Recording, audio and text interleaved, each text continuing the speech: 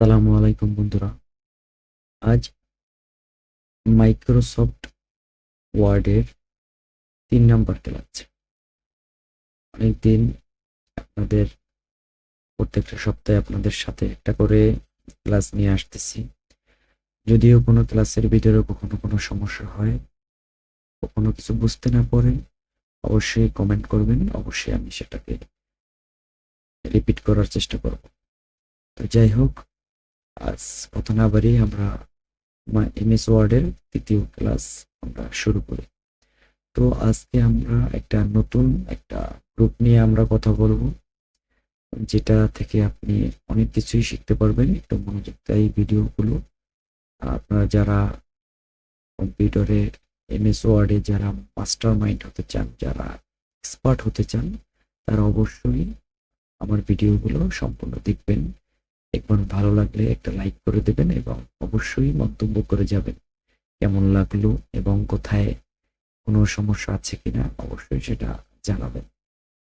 তো চলুন আজ আমরা এমএস ওয়ার্ডের ৩য় ক্লাস স্টার্ট করি।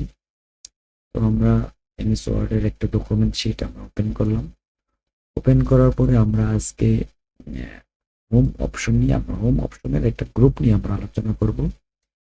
আমরা এখানে হোম অপশনে দেখেন অনেকগুলো গ্রুপ আছে। তো সেই গ্রুপের ভিতরে আমরা এখান থেকে এখানে ফন্ট আছে। আমরা প্রথম যেটা আছে ফন্ট, আমরা ফন্ট নিয়ে আলোচনা করব। যে ফন্ট থেকে আমরা কি কি কাজ করতে পারি, কি কি করা যায়, ঠিক আছে? তো ডিটেলস আমরা জানতে চাই, কারণ আমরা কম্পিউটারে এমএস ওয়ার্ডে আমরা একটা ভালো একটা পর্যায়ে মাস্টার মাইন্ড হতে চাই। তো চলুন দেখা যাক আমরা কিভাবে আমরা কাজগুলো করি। তো আমরা শুরুতেই আমরা এখানে যে কোনো একটা প্যারাগ্রাফ আমরা এখান থেকে নিয়ে নিই। তো আমি এখানে একটা যে কোনো একটা আমি একটা প্যারা নিয়ে নিলাম আপনাদের বোঝার সুবিধার্থে। আপনারা চাইলে যা ইচ্ছে তাই নিতে পারবেন, কোনো ধরনের সমস্যা নেই। আমি আমার কাছে একটা শিট লেখা আছে, এইটা আমি নিয়ে এইটা দিয়ে আপনাদেরকে আমি বোঝাবো যে আসলে কিভাবে আপনারা ফন্টের ভিতরে আপনারা কাজ করতে পারবেন। তো আসুন আমরা একটা ডকুমেন্ট শিট নিলাম। এটা ওয়ার্ক এরিয়া, এখানেই আমরা যত এমএস ওয়ার্ডের যত কাজ, লেখালেখি থেকে শুরু করে ফন্ট চেঞ্জ সব এভরিথিং আমরা এখান থেকে করব। তো আমরা যেই লেখাটা আমরা নিলাম এটা আমরা এখানে পেস্ট করে দিই। পেস্ট করার অবশ্যই আমরা কিন্তু পিছনে ক্লাসে বলে দিয়েছি যে কিভাবে আমরা পেস্ট করব। আমরা কিবোর্ড থেকে কন্ট্রোল প্লাস ভি একসাথে চেপে দিলে আমাদের এটা পেস্ট হয়ে যাবে। তো আমরা এখানে একটা টাইটেল নেই, এমএস ওয়ার্ড, এখানে একটা টাইটেল নেই। তো টাইটেল নিলাম। যেহেতু টাইটেল গুলো সবসময় একটু বড় হাতের হয়, বোল্ড অক্ষরের হয়, এটার জন্য আমরা ফন্টের থেকে আমরা শুরুতেই আমরা মাইক্রোসফট ওয়ার্ড যে লেখাটা এটা আমরা টাইটেল হিসেবে নিলাম। টাইটেল হিসেবে নেওয়ার পরে আমরা চাই আমরা ফন্ট গ্রুপ বা ফন্ট যে একটা আমাদের সেকশন আছে, ফন্ট সেকশন থেকে আমরা এটার সম্পূর্ণ কাজ করব। যে ফন্ট সেকশন থেকে আমরা আজ ফন্ট সেকশন বা ফন্ট গ্রুপের সবগুলো এলিমেন্ট নিয়ে আমরা এখানে কথা বলবো, যেন আপনারা এখানে সম্পূর্ণ বুঝতে পারেন। তো এখানে আমরা ফার্স্টে আছে, এখানে আমরা ফন্ট চেঞ্জ করে নিতে পারবো। আমরা আসলে মাইক্রোসফট ওয়ার্ডটা আমরা কিভাবে লিখতে চাই, ঠিক আছে? এখান থেকে দেখেন হাজার হাজার ফন্ট আছে। আমরা যে ফন্টটার উপরেই আমরা মাউস রাখবো সেখানে দেখেন ওই ফন্টটা ওই রকম হয়ে যাচ্ছে, ঠিক আছে? ওই রকম হয়ে যাচ্ছে, আপনি একটু খেয়াল করেন, ওরকম হয়ে যাচ্ছে টাইটেলটা। তো আমরা এখান থেকে আমাদের পছন্দ মতন আমরা এখান থেকে একটা ফন্ট আমরা নিয়ে নেব। ধরুন আমি স্টাইল করার জন্য আমি এই ফন্টটা নিলাম। এই ফন্টটা নেওয়ার পরে আমরা এখান থেকে ফন্ট চেঞ্জ করব। আমরা চাই এখান থেকে সাইজ চেঞ্জ করার জন্য আমরা এখান থেকে সরাসরি আমরা যে সাইজের দেবো এখান থেকে সেই সাইজের আমরা করে নিতে পারবো। এখান থেকে আমরা সে চেঞ্জ করে নিতে পারবো। আমরা যদি চাই না আমরা ম্যানুয়ালি নেবো, আমরা এখান থেকে চেপে চেপে আমরা এখান থেকে ক্লিক করে করে এই যে এখান থেকে ক্লিক করলেও আপনি এখান থেকে ছোট বড় হবে, এটা থেকে ছোট হবে, এটা থেকে বড় হবে। আপনি চাইলে এখান থেকে করে নিতে পারবেন। আপনি কন্ট্রোল থেকে আপনি less than greater than click করে আপনি এখান থেকে দেখেন এখানে চা দেওয়ার সাথে সাথে এখানে চলে আসছে লেস দ্যান গ্রেটার দ্যান। তো এইটা আপনারা কিবোর্ড থেকেও প্রেস করে আপনারা এখান থেকে ফন্টের সাইজ ছোট বড় করে নিতে পারবেন। ফন্টের বিভিন্ন ধরনের ফন্ট নিতে পারবেন। যেহেতু আমরা নর্মালি আপনারা যখন ইংলিশ লেখা শুরু করবেন তখন অবশ্যই দি রোমান এই টাইম এইটা দি দেখাই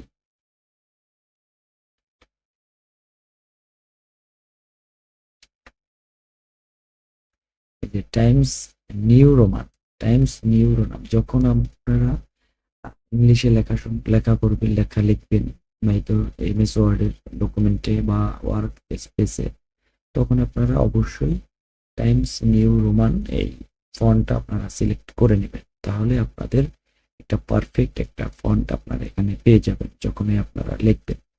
তো আমরা এখান থেকে যখন আমরা যদি আমরা বাংলা লিখতে চাই সেটা আমরা অবশ্যই বাংলা লেখাটা আপনাদেরকে দেখাবো কিভাবে আপনারা বাংলা লিখতে পারবেন। খুব সহজেই আমরা এটা দেখাবো। বাংলা ফুল কোর্স সামনে আসবে ইনশাআল্লাহ। এখন আমরা জাস্ট একটা ধারণা নিয়ে নিই যে বাংলা যখন লিখবো তখন আমরা এখানে সুতান্নি এমজে আমরা এখান থেকে সিলেক্ট করে আমরা এখান থেকে বাংলা লেখা শুরু করতে পারবো। ঠিক আছে? তো আমরা যেহেতু আমরা ইংলিশে নিয়ে আমরা কথা শুরু করছি, আমরা ইংলিশটাই দেখাই। তো দেখেন এখানে আমরা টাইটেলটাকে একটু বড় করলাম। এটা আমরা চাইলে আরেকটু বড় করে নিতে পারি। এখান থেকে আমরা ফন্টটা আমরা 28 করে দিই। 28 করে দিলে দেখেন একটা ফন্ট সাইজ আমরা চাই এটাকে একটা মিডল পয়েন্টে নেওয়ার জন্য। তো যেহেতু আমরা আগামী সেকশনে আমরা কাজটা করবো, এটার জন্য আমরা দেখাচ্ছি না যে এটা মিডলে কিভাবে নেওয়া যায়। ঠিক আছে? আমরা যেহেতু ফন্ট সেকশন নিয়ে আমরা কথা বলবো, শুধু ফন্ট সেকশনটাই দেখবেন। তো আমরা এটাকে এখন অবশ্যই আপনারা এখন বুঝতে পারছেন কিভাবে আপনারা ফন্ট চেঞ্জ করবেন, ফন্টের সাইজ চেঞ্জ করবেন। এখান থেকে আপনারা কিভাবে একটু গ্রো করবেন, একটু ছোট করবেন, একটু বড় করবেন সেটাও দেখালাম। তারপরে আসুন আপনারা এখান থেকে সেন্টেন্সের লোয়ার কেস আপার কেস মানে আপনার ছোট হাতের বড় হাতের কিভাবে দেবেন। দেখেন আপার কেস যখন দেব সবগুলো বড় হাতের হয়ে যাবে। আবার এখান থেকে যখন আমরা সেন্টেন্স কেস দেব তখন সেন্টেন্সে যে কেসটা হয় যেমন প্রথম অক্ষর বড় হাতের হয়, বাকিটা সব ছোট হাতের হয়। এটা হলো সেন্টেন্সের একটা স্ট্রাকচার। সেই স্ট্রাকচার অনুযায়ী এটা অটোমেটিক বসে যাবে। তো আমরা আবার যদি চাই যে না এখান থেকে আমরা লোয়ার কেস দেব, লোয়ার কেস শব্দের মানে আমরা প্রত্যেকটা ক্যারেক্টার আমরা ছোট হাতের করে নিতে পারবো। ঠিক আছে? এখানে মাইক্রোসফট ওয়ার্ড লেখা আছে, মাইক্রোসফট ওয়ার্ড, সেই ওয়ার্ডটা সম্পূর্ণ ক্লিক করার সাথে সাথে দেখেন সবগুলো স্মল লেটার হয়ে গেছে। এটা আপনারা খুব সহজে এখান থেকে করে নিতে পারবেন। আবার এখান থেকে আপার কেস দিলে সবগুলো ক্যাপিটাল লেটার হয়ে যাবে। আবার যখন এখান থেকে আপনি ক্যাপিটালাইজ ইজ ওয়ার্ড মানে প্রত্যেকটা ওয়ার্ডের ক্যাপিটালাইজ মানে প্রত্যেকটা ওয়ার্ডের প্রথম অক্ষরগুলো ক্যাপিটাল হয়ে যাবে। ঠিক আছে? তারপরে আপনার আর একটা অপশন আছে টগল কেস। ঠিক আছে? এইটা হবে ভিতরে ভিতরে কিছু কিছু ওয়ার্ড আপনার বড় হাতের হবে, কিছু কিছু ওয়ার্ড ছোট হাতের হবে, এরকম একটা বিষয় এটা আছে। তো এখান থেকে আপনারা লোয়ার কেস আপার কেস করে নিতে পারবেন। সেন্টেন্স কেস আপনারা অটোমেটিক কেস চেঞ্জ করে নিতে পারবেন। তো এরপরে আপনারা আসুন এখান থেকে বোল্ড আপনারা চাই যে আমরা এই লেখাটা বোল্ড করার জন্য যে আমরা বোল্ড বলতে আমরা একটু মোটা করে নেব। ঠিক আছে? আমরা মোটা করে নিব। একটু দেখাই, দেখেন লেখাটা একটু সাইজ বড় করি, 28 করে দেই। এখন আমরা এই লেখাটা নর্মাল একটা লেখা আছে, এই লেখাটাকে আমরা চাই যে আমরা যেহেতু টাইটেল হিসেবে লিখতে চাচ্ছি, অনেক সময় দেখবেন আপনারা বিভিন্ন যখন লেখালেখি থাকে তখন ওখানে কিছু কিছু ওয়ার্ড কিছু কিছু সেন্টেন্স বড় হাতের হয়। ওই বড় হাতেরটা এভাবেই করে আপনারা দেখবেন বড় হাতের হয়, এটা লেখাটা এভাবে এখান থেকে আপনারা চাইলে বোল্ড করে নিতে পারবেন, এটাই লেখে স্টাইলে করে নিতে পারবেন, আন্ডারলাইন দিতে পারবেন। তো আমরা এখানে যখন বিতে ক্লিক করব বা আপনি কন্ট্রোল বিও সিলেক্ট করলে আপনারা কিবোর্ড থেকে আপনাকে এটা বোল্ড করে নিতে পারবেন। দেখেন ক্লিক করার সাথে সাথে এটা বোল্ড হয়ে গেল। এখান থেকে আপনি ইটালিক করে নিতে পারবেন। এখান থেকে আপনারা চাইলে এটার নিচে একটা আন্ডারলাইন করে নিতে পারবেন। দেখেন আন্ডারলাইন বসে গেল। আপনারা অনেক লেখার সময় হাইলাইট করার জন্য আন্ডারলাইন করে নিতে পারবেন। এভাবে আন্ডারলাইন করলাম। তারপরে আপনারা চাই যে আন্ডারলাইনটা উঠিয়ে নিতে, আন্ডারলাইনটা উঠিয়ে নিলাম। উঠিয়ে নেওয়ার পর আমরা চাই যে লেখাটা আমার ভুল হয়েছে, লেখাটা আমি অনেক সময় দেখা যাচ্ছে আমরা লেখার ভিতরে একটা ওয়ার্ডের ভিতরে বা সেন্টেন্সের ভিতরে আমরা একটা দাগ দিয়ে দিতে পারি যে লেখাটা ভুল হয়েছে, বা যে কোনো মার্ক করার জন্য আমরা এটা দিতে পারি। সেখানে আমরা এই যে এখানে স্ট্যাক থ্রোট লেখা আছে, এখানে দেখছেন, এখানে ক্লিক করার সাথে সাথে দেখেন এটার ভিতরে একটা দাগ পড়ে গেছে। বোঝা যাচ্ছে যে এটা হয়তো বা ভুল হয়েছে বা মার্ক করার জন্য কিছু বুঝাইতে চাচ্ছি। এরকম আপনারা এটা দিয়ে করে নিতে পারবেন। তো এইভাবে এগুলো করে গেবেন। এখান থেকে আছে আপনারা চাইলে এখান থেকে আপনারা কালার শ্যাডো দিতে পারবেন, বিভিন্ন ইফেক্টস ব্যবহার করতে পারবেন। আমি এখান থেকে আন্ডারলাইনটা উঠিয়ে দিই। আন্ডারলাইনটা যদি উঠিয়ে দিই তাহলে জিনিসটা এরকম হয় যে আমি এখান থেকে বিভিন্ন, দেখেন এটা যখনই আমি এটার উপরে সিলেক্ট করি বিভিন্ন ধরনের ইফেক্ট এখানে শো করে। ঠিক আছে, আমরা এখান থেকে বিভিন্ন ধরনের, আমরা সাপোজ এই ইফেক্টটা দিই।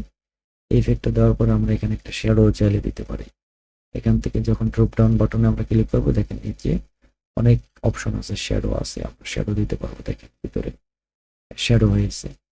তারপর আপনারা চাইলে আবার এটা সিলেক্ট করে নেবেন। যখনই আপনারা কাজ করবেন তখন যেটার ভিতরে কাজ করবেন ওইটার ভিতরে আপনারা সিলেক্ট করে নেবেন। তখন আপনারা এখান থেকে রিফ্লেকশন দিতে পারি। ঠিক আছে, রিফ্লেকশনটা দিলে কেমন হয় দেখেন, বিভিন্ন ধরনের রিফ্লেকশন আছে। রিফ্লেকশন বলতে আপনি লেখাটার নিচ থেকে আর একটা রিফ্লেকশন আসতেছে, কত সুন্দর লাগতেছে। ঠিক আছে, এরকম আপনি একটা রিফ্লেকশন দিয়ে নিলেন। তো আমি একটা এই রিফ্লেকশনটা দিলাম। তারপর আমি চাইলে এখান থেকে গুলোটা বাড়াই দিতে পারি। দেখেন এখান থেকে বিভিন্ন গুলো আছে। দেখেন এখানে ধরার সাথে সাথেই বিভিন্ন ইফেক্টস আপনার নিয়ে নিচ্ছে। দেখেন কত সুন্দর একটা ভিতরে একটা কালার শো করতেছে। আমি এটা নিয়ে নিলাম যেহেতু টাইটেল আমার জন্য। এখানে আমি রিফ্লেকশনও দিলাম, আমি এখান থেকে গুলো দিয়ে দিলাম, বোল্ড করে নিলাম, ইটালিক করে নিলাম। তো আমার লেখাটা একটু সুন্দর হয়ে গেছে। তো এভাবে আমরা এখান থেকে ইফেক্টস গুলো আমরা এখান থেকে নিতে পারবো। এখান থেকে ইফেক্ট নেওয়ার পরে আমরা চাই যে এখান থেকে বিভিন্ন কালার দেওয়ার জন্য আমরা চাইলে এখান থেকে কালারও দিতে পারবো। আমরা অবশ্যই সিলেক্ট করব। সিলেক্ট করার পরে আমরা এখান থেকে লাল দিলে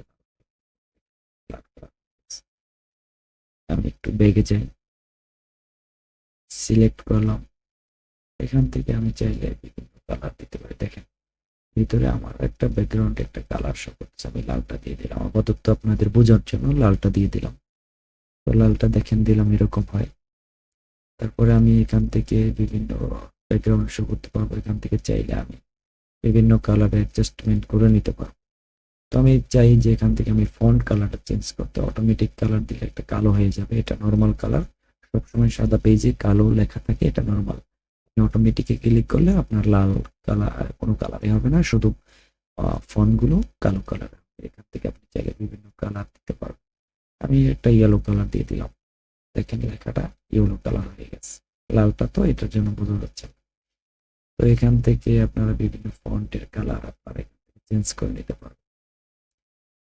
তো এভাবে আপনারা বিভিন্ন ফন্টের কালার, বোটালিক, italic, font size, font change, case change, বিভিন্ন এখান থেকে কাজ করে নিতে পারবেন আপনার ফন্ট গ্রুপ থেকে, ফন্ট সেকশন থেকে।